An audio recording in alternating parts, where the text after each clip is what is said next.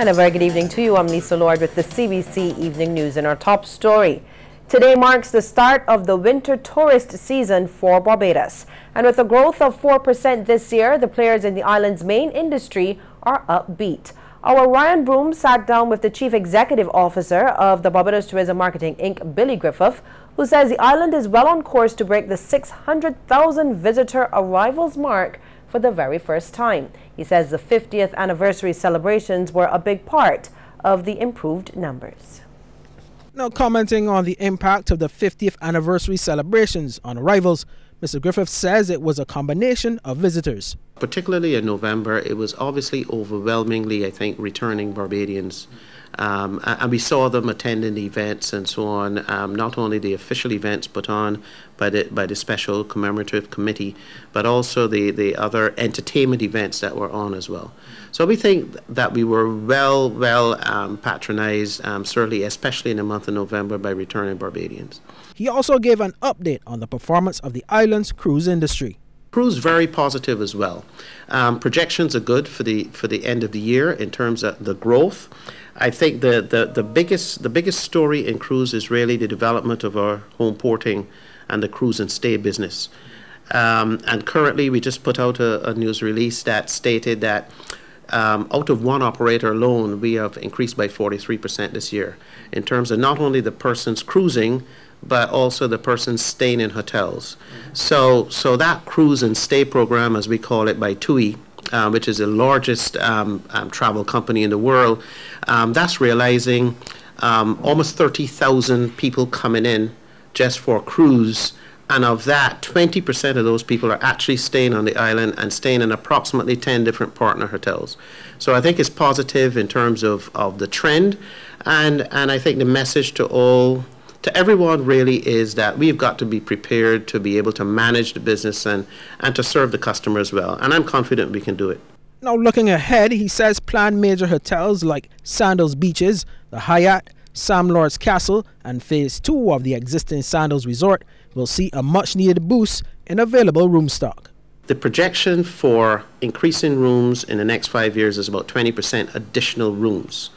And that is significant. And there's obviously going to be a sustainable plan that matches the increase in hotel rooms with how we grow the airlift and how we manage the capacity on the island to be able to absorb that. The most immediate increase in hotel rooms will be Sandals, and they will be coming on stream the end of next year. That's going to bring in an additional 200. The Wyndham project is 3 years down the road, so there is time to plan. But we are quite happy with how we see the interest in investment. And it's not only new plant. There's been a significant amount of hotels on the island that have done major work with their hotels.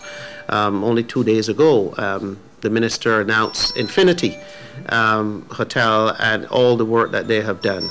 So I think it's all positive in the future, but we need to keep focused and we need to keep our eyes on the ball and keep our eyes on the prize. So I'm happy in terms of where we're going in that direction. But while it has been mostly good news, Mr. Griffith also says that they are ever cognizant of potential challenges. There are always challenges, but those known and unknown. And the tourism business, so the beginning of last year, we would not have known that there was going to be a Brexit. We would not have known that there would have been a Zika virus.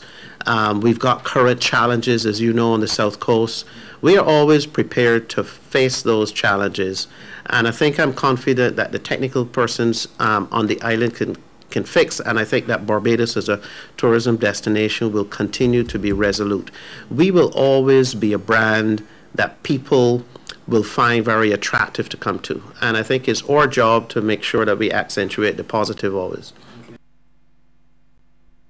And from one money earner to one that generates lots of activity within the economy, we're of course talking about the Christmas season and its associated buzz.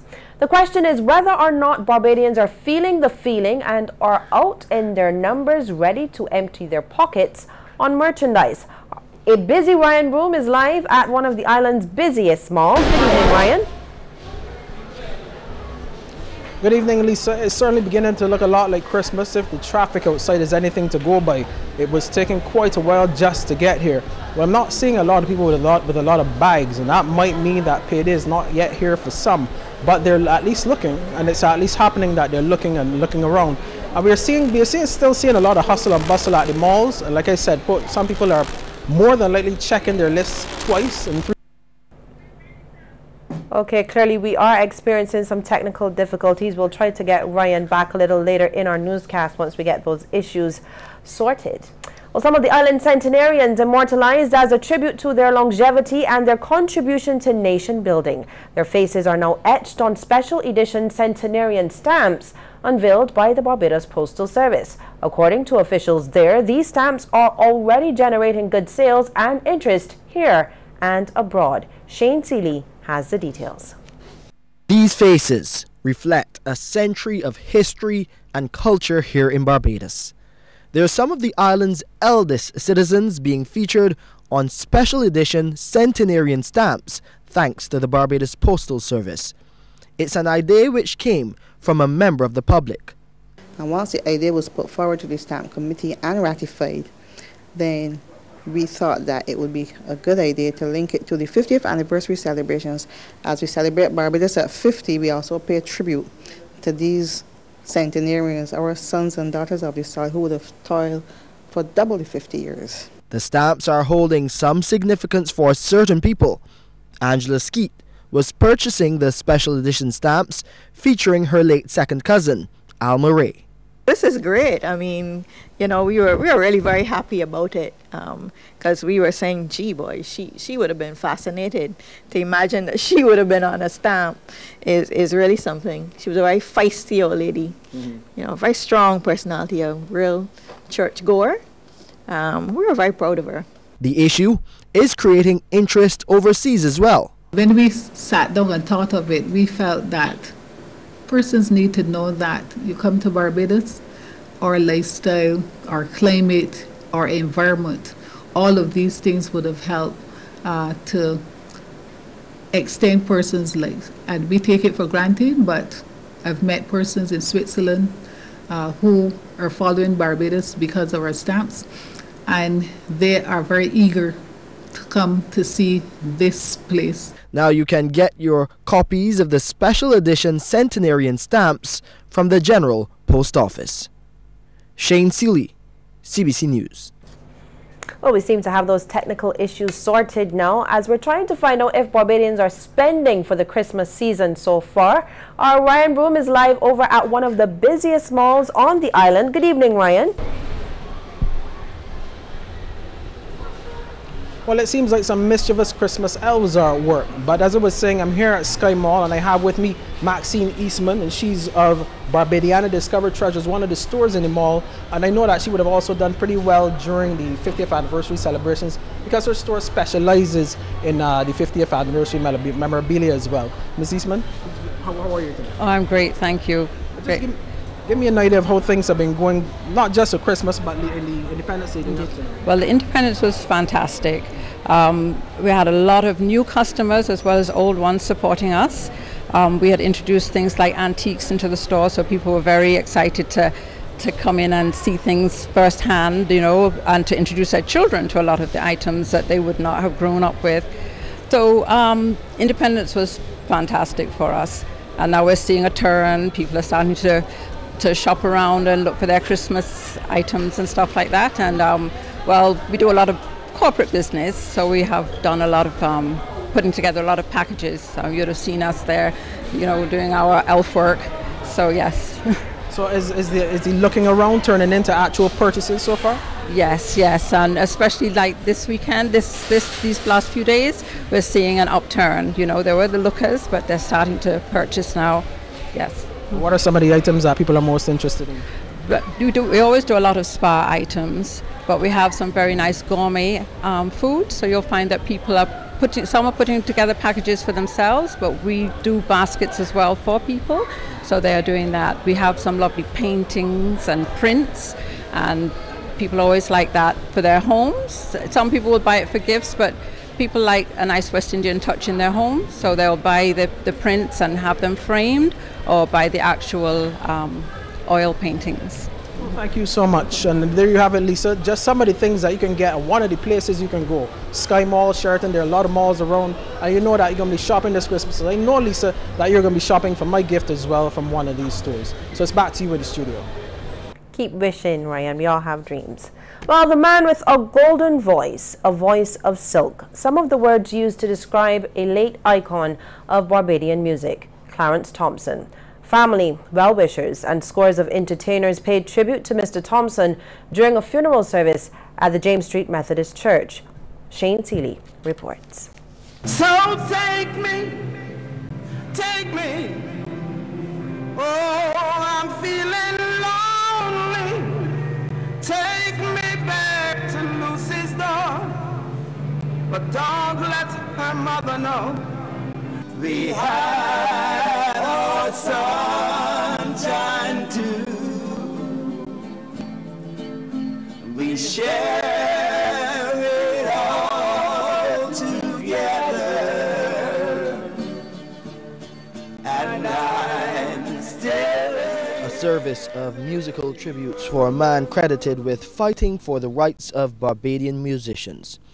As one of the original members of the Opals, Culture Minister Stephen Lashley says Clarence Thompson's music and songs will live on for decades to come. His death would leave a void in the entertainment arena of Barbados. But his life and his contribution to this wonderful art form of music should be cherished forever. Mike Thompson, in his tribute, spoke about his brother's uphill battle for local entertainers. There were times that my brother was not so easy to get along with, because that's Clarence, and he was unchanging. But he had a whole lot of love in his heart for family, and believe it or not, for all the entertainers, he was the one standing up to make sure that they were unionized, which still has not materialized to this day. Delivering the eulogy, promoter Al Jilts remembered Clarence Thompson as one of the best singers and dressers to grace the stage in Barbados. Heaven and earth, I know that it happened only when I'm with you. He says many people didn't know about Clarence's struggles on behalf of the entertainment fraternity. Clarence fought on behalf of entertainers to get a better deal in the hotel industry, and he got stricken off from the entertainment industry, from the hotel industry, because he had too much, shall I ever say. He invested heavily in equipment which he brought back from the United States to make himself better and to be able to perform in that industry. And he was stuck at home with nobody giving him any work, left to do nothing. There was not much on the local entertainment scene at that time for him to benefit from. And this and other things caused him to, for lack of a better word, deteriorate. So take me, come on and take me. Lord, I'm feeling lonely. Take me back to Lucy's door, but don't let her mother know.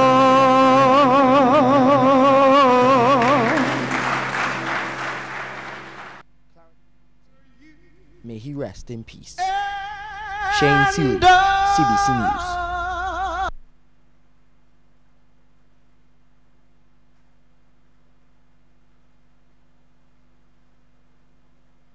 We store just got even better. Come on in. Come down to the new renovated People's Market in Tudor Bridge with bigger aisles and even more in store. All your general grocery needs. A whole new fruits and vegetables section. Beer, wine and liquor. A wide selection of meat and fish. And everything for your outdoor chilling and barbecue grilling. But most of all, everything at low prices. Right, Miss Evans? That's right, Ma. I know we have the People's Mall too. People, come on down to the People's Market in Tudor Bridge.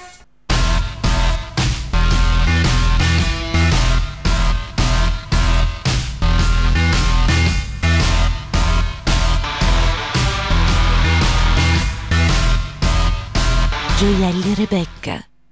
Come to Shoemax for all your ladies' shoes, dress shoes, gold, silver, red, bronze, casual, work shoes, shoes for nurses, wide wave shoes for maximum value on footwear. Like us on Facebook and follow us on Instagram, Shoemax Barbados. Come check us out at Dow's House, Palmetto Street, Bridgetown.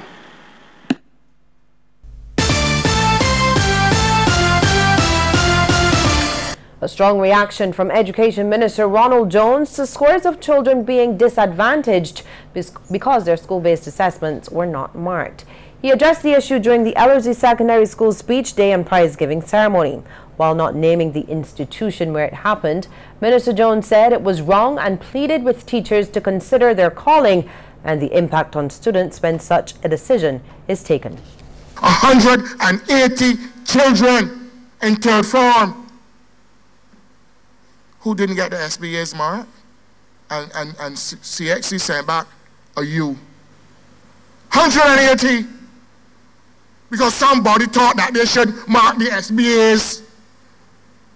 I've been a teacher since 1976.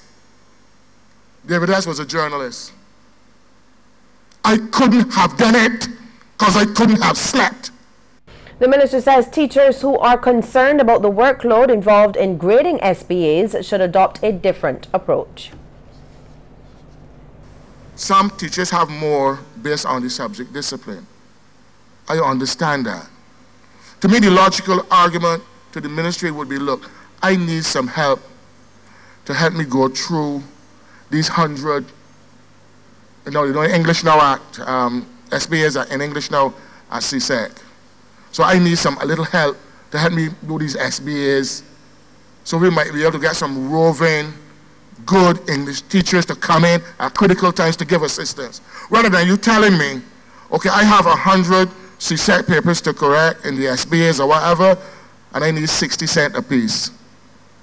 Well, don't expect the new leadership of the Barbados Workers Union to stray from the commitment to education that was made by the founders of the union. This is according to General Secretary Tony Moore during the renaming ceremony of the Frank Walcott Labour College, as it is now known. She says the BWU has set out a 5-year plan for the college, which includes finding ways to expand its offerings and specifying qualifications for tutors. Of course, there is a demand on us to ensure going forward that we not only see a full evolution in our own offering of vocational courses, as Sir Frank would have envisaged, but also we have committed to offering to those who would want to use the Labour College to get credits against a university degree. Students of the Christchurch Foundation School got a glimpse into the world of work as that school hosted a career showcase day. Kishmar St-Just reports. The Hall of Foundation School was a hive of activity, as representatives from dozens of private and public sector companies set up display booths and interacted with students. Principal Robert Cumberbatch says the aim is to help students make informed decisions about their future careers, as well as to allow companies to scope out potential employees. And the idea is that we want students to have a look at what the options are. As you know, we are long past the doctor, lawyer, and teacher, I think. Areas as the only viable options. There's so many more now that are available to you, but sometimes we are not aware, neither the students or their parents. Organizer Kieran Haynes adds that the decision was made to hold the event at the school so all students could attend. The National Career Showcase is held annually, but the challenge there is that we have only our thirds and fifth formers and sixth formers who are usually able to attend the showcase because we will be catering for 22 secondary schools. So the purpose of having it here at the school would be to allow the first formers and second formers to have that opportunity and to start to engage from that level and start thinking about the process of the careers that they want to engage in and also the subject choices that they would need to make. We heard from a few foundation school students about their plans after school. I want to run and have a scholarship and I also want to do drama. Really a doctor or teacher. A professional dancer. Who knows, after this event, these foundation school students might be considering a new career path. Kishma Senjis, CBC News. And still to come, a look at some of the stories making headlines across our region. But first, here's a tip now from the Coverley Medical Center.